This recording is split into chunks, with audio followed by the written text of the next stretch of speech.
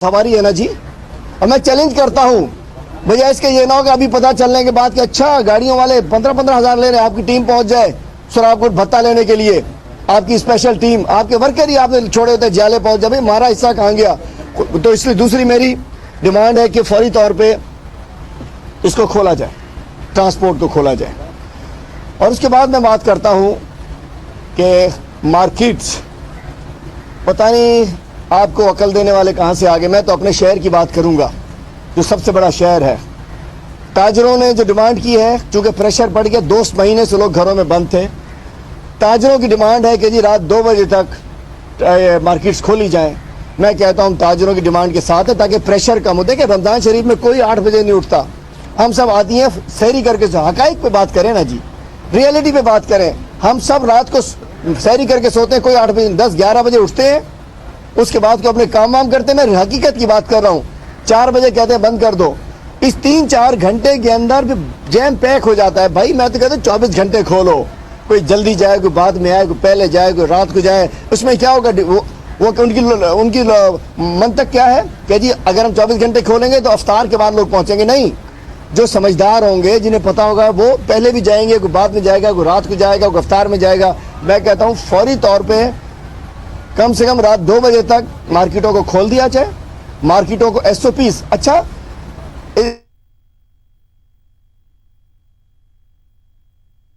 अब लॉकडाउन था, उस वक्त कोरोना के केसेस कम थे। अब क्या बात है कि लॉकडाउन आप हटा रहे हैं और इस वक्त 40,000, आज के दिन 40,000 केस हैं कोरोना के और 850 तकरीबन लगभग अमवात हैं और 111 लोग जो हैं वो बिस्तरों पर हॉस्पिटल बेड्स में हैं और उनकी तशवीशनाक हालात हैं। तो क्या वजह है कि इस वक्त जबकि कोरोना फैल रहा है तेज़ी से, तो आपने लॉकडाउन खोला है। ये तो ऐसे है कि सैलाब आपके सामने है और आप बंद तोड़ रहे हैं। और हमें ये जवाब दिया जाता है उसमें कि जी ये इसलिए हो रहा है कि हमने SOPs बना दिए हैं। अगर आपने SOPs बना दिए हैं तो क्या, अगर आप हुकूमत हैं तो इन SOPs को कौन ऑब्जर्व कराएगा। आपने देखा कि SOPs का क्या तमस्खर मचाया हुआ है। कहीं SOPs कोई नहीं है, कोई मास्क नहीं ले रहा, कोई भी सोशल डिस्टेंसिंग नहीं कर रहा। और हमने देखा कि मजमुए लगे हुए हैं, मार्केट्स पूरी खुली हुई हैं, कोई सोशल डिस्टेंसिंग ऑब्जर्व नहीं हो रहा। तो अगर हुकूमत है, अगर वजीर आज़म है, तो उनका क्या काम है। उनका ये काम है कि आप अवाम को कहें कि आप खुद जिम्मेदार हैं कि आप जिंदा रहें, आप मर जाएं, कोरोना आपको लगे नहीं लगे, आप उसके खुद जिम्मेदार हैं। इस वक्त इसलिए कुछ ना कोरोना की पॉलिसी हुकूमत की है और ये बहुत ही अफसोसनाक है। उसके साथ साथ मैं इस वक्त NFC कमीशन, 10वीं NFC कमीशन कायम की गई सदर पाकिस्तान की तरफ से और उसमें पूरी ABCD अलिफ से लेकर ये तक उसके नुक्ते नोटिफिकेशन के हैं, जो बिल्कुल मासिवा 3 पॉइंट्स के पूरी की पूरी नोटिफिकेशन आइन के खिलाफ है। NFC अवार्ड जो तश्कील दिया जाता है वो आर्टिकल 161 और 162 के तहत दिया जाता है।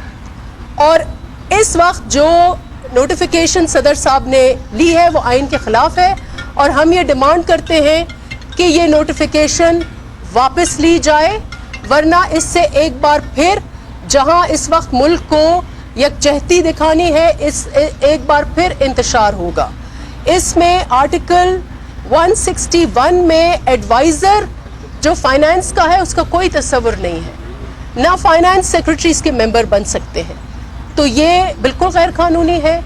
और इसमें जो DEFGHI जो नुक्ते हैं, जिसमें आपने मालियाती अवार्ड के हवाले से कर्जा जात भी डाल दिए हैं, नेचुरल कैलामिटीज़ भी डाल दिए हैं और आपने पब्लिक सेक्टर एंटरप्राइजेस भी डाल दिए हैं, इसका कोई तस्वुर आइन में नहीं है।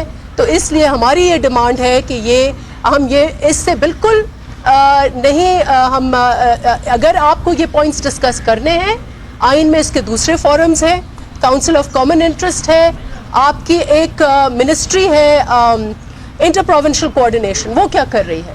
तो आपके दूसरे फॉरम्स हैं वो इस्तेमाल करें, लेकिन ये एनएफसी अवार्ड के हवाले से जो नोटिफिकेशन है, एनएफसी कमीशन के हवाले से जो नोटिफिकेशन है, इसमें आइन से तसादुम है और इसको विड्रॉ किया जाए।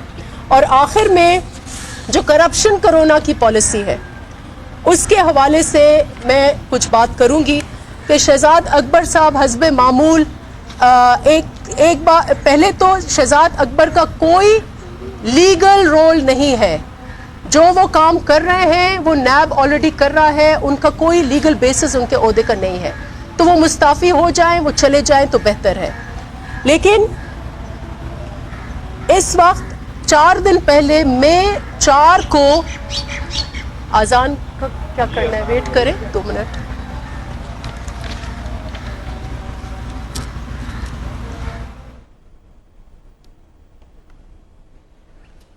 और मैं कहता हूं, आपने देखा कि बड़े के लिए मतलब वेंटिलेटर्स बड़ों के लिए मौजूद है, डॉक्टर फुरकान के लिए नहीं था, बहुत सारे लोगों के लिए। आज फोन कर लीजिए, कहीं नहीं मिलेगा आपको। और झूठ बोलते हैं, वजीर साहब आज एक झूठ बोलती हैं, मुर्तजा बाप दूसरा झूठ बोलते हैं, सईद गनी। अच्छा, इशू क्या है इस कोरोना में? इशू है सबसे पहले मरीज का, फिर उस लेबर का जिसका जो लॉकडाउन से तबाह हुआ। सईद गनी साहब बात सारे सियासत की कर रहे होते हैं, आप पूरे लंतरानी मारते हैं इस्लामाबाद से लेके अपने हल्के तक। मजदूरों के लिए सिंध गवर्नमेंट ने क्या किया? मजदूरों के लिए मुझे बताया लेबर डिपार्टमेंट ने, सिंध हुकूमत ने क्या किया? मेरे कप्तान ने तो 144 अरब एक दिए, 100 अरब क्रॉस कर चुका है हमारा, और उसके अलावा 75 अरब और आ रहे हैं। बिजलियों में 3 महीने बाद हम 3 महीने डेफर कर दिए बिजली के बिल। मतलब मैंने आपको शुरू में बताया, सिंध हुकूमत बताए मरीजों के लिए क्या किया, अंगूठो, लेबर के लिए क्या किया, अंगूठा, गरीब के लिए क्या किया जा रहा। लेकिन वो जो आपकी कमिटमेंट थी कि आप करप्शन का खात्मा करेंगे, आप आज कहां पहुंचे हुए हैं? ऑफशोर अकाउंट्स में 10% अगर आपके पास मिल्कियत है या आपके पास कैश है तो आपको वो कहीं भी दिखाने की ज़रूरत नहीं है। तो ये आपने अपने आप को, अपने हवारियों को, अपने कैबिनेट मेंबर्स को एक बार फिर आपने एनआरओ दे दिया है। लेकिन अगर आप इस हुकूमत की हिस्ट्री देख लें, और इसलिए मैंने कहा कि करप्शन कोरोना का निज़ाम उन्होंने मुल्क में राइज किया है। कोरोना वायरस से तो नहीं लड़ना, लेकिन कोरोना वायरस को भी मेज़बानी करनी है और करप्शन की भी मेज़बानी करनी है। हर 3 माह के बाद एवरेज एक एमनेस्टी स्कीम इस हुकूमत लेके आई है, और ये रिकॉर्ड है। मैं समझती हूँ माजी में किसी भी हुकूमत ने इतनी ज़्यादा एमनेस्टीज़ नहीं दी होंगी। पहली एमनेस्टी इनकी आई है लगभग जब इन्होंने बजट पेश किया मई जून के महीने में 2018 में पहली एमनेस्टी जो अलीमा बाजी के लिए उन्होंने एमनेस्टी लेके आए। दूसरी एमनेस्टी वो लेके आए एसेट डिक्लेरेशन के हवाले से। तीसरी एमनेस्टी वो लेके आए रियल एस्टेट में 4% अगर आप दे रहे हैं हुकूमत को तो काला धन आप अपना सफ़ेद करें। चौथी एमनेस्टी वो अगेन इनकम डिक्लेरेशन के ऊपर ये हुकूमत लेके आई। पांचवी एमनेस्टी कंस्ट्रक्शन सेक्टर में ऑल अनअकाउंटेड फॉर मनी आप इस वक्त डाल सकते हैं। और नैब लॉ ऑर्डिनेंस, ये आपकी छठी आपकी एमनेस्टी, ये नैब लॉ ऑर्डिनेंस थी कि अगर आप सरकारी मुलाजिम हैं तो आपको कोई नहीं पूछेगा, और अगर आप बिजनेसमैन हैं तो आपको कोई नहीं पूछेगा, वो आपका उस पर्टिकुलर कोर्ट में केस चला जाएगा। तो ये नैब लॉ को के टीथ उन्होंने निकाल लिए। और 7वीं एमनेस्टी अभी जो उन्होंने दी है ऑफशोर प्रॉपर्टीज़ के हवाले से, वो आपके सामने है। तो आपका बहुत शुक्रिया। मैं डेप्यूटी इंफॉर्मेशन सेक्रेटरी हैं पलवशा बीबी, उनको कहूँगी कि वो आपसे मुखातिब हों। Thank you. अस्सलाम वालेकुम। मैं तफसील आपको देता हूँ, उसको सब शामिल कर लीजिए। मैं आपको पूरा पेपर फॉरवर्ड कर देता हूँ अभी, और बताता हूँ आपको, और बताता हूँ जी। आगे चलता हूँ, देखिए तो सही, मैं हजम नहीं होने दूंगा। ये 1 करोड़ 33 लाख एक्सपो सेंटर के नाम जारी करके 3.5 अरब रुपए खाना चाहते हो, मैं सबको अभी सबको देता हूँ। चेक करो इन्होंने क्या क्या इसके साथ। उसके अलावा कि जी ये तो इन्होंने इसको दे दिए, टिकटें मंगा ली, ये कर लिया, वो कर लिया, तकरीबन इन्होंने ये दे दिया कि। और उसके बाद आइए, ये 70 क्या कहते हैं 70 करोड़ का उन्होंने छोटा छोटा सामान मंगा लिया। इंडस अस्पताल माजरत के साथ 10 मार्च को 30 करोड़ मिल गए इसको। इंडस अस्पताल बड़ा नाम, साइंस मेहरबानी डॉक्टर साहब, एक किस्त टेस्ट होता है दिलार खान में भी 7,900 रुपए का। इस वक्त इंडस में 20 बेड है सिर्फ कोरोना के लिए और 15 वेंटिलेटर में 8 चल रहा है, 8 नहीं चल रहे। 30 करोड़ तो अभी 10 मार्च को दिए, 30 करोड़। भाई क्या हो रहा है जी? न्यूयॉर्क का जो मेयर है वो उनसे इस कदर मुतासिर हो गया है इमरान नियाजी के विजन से कि वो इनकी पॉलिसी पर अमल दरामद करने के लिए मर रहा है। ये है इनके वजीर जो शगुफे छोड़ने की वजारत के इंचार्ज हैं, मुराद सईद साहब। उस्मान बुज़दार साहब इसी असना में कि जब तमाम मुल्क जो है वो अपनी अपनी लोगों को पड़ी है और लोग लड़ रहे हैं निहत्ते इस बीमारी से, वो जाकर अपने इलाके में अपने वालिद मोहतरम के नाम पर एक हॉस्पिटल का इफ्तिताह करते हैं। आप बताइए कि उनके वालिद मोहतरम ने ऐसा कौन सा कारनामा सर अंजाम किए दिया है कि इस मुल्क में लोगों की कमी हो गई है कि वो उस्मान बुज़दार साहब के वालिद साहब के नाम पर हस्पताल इसी असना में, इसी बहती गंगा में उन्होंने सोचा मैं भी हाथ धो लूँ और वो जाकर अपना इफ्तिताह करें। जुल्फी बुखारी कंप्यूटर पर बैठे हैं, फोटोशॉप से खेल रहे हैं, वांटेड के पोस्टर बना रहे हैं और शहबाज शरीफ की तस्वीरें लगा रही है। ये वो जुल्फी बुखारी है जिस पर उन तमाम चीज़ों का इल्ज़ाम है जो इमरान नियाजी के जो ज़माने जाहलियत में कुफर समझी जाती थी, money laundering, human smuggling, offshore कंपनियां। और ये वही जुल्फी नियाजी है जिसने ताफ्तान से कोरोना का बाजार गरम जुम्मा बाजार वहाँ लगाया और पूरे मुल्क में फैलाया। इस आदमी को कोई पूछने वाला नहीं, ये इस वक्त बैठकर कंप्यूटर पे खेल रहा है। और वजीर आज़म जो है वो ड्रामे देख रहा है। माशाल्लाह पता नहीं कितनी किस्तों पर पहुंच गया है। मुल्क इस वक्त ऑटो पायलट पर है।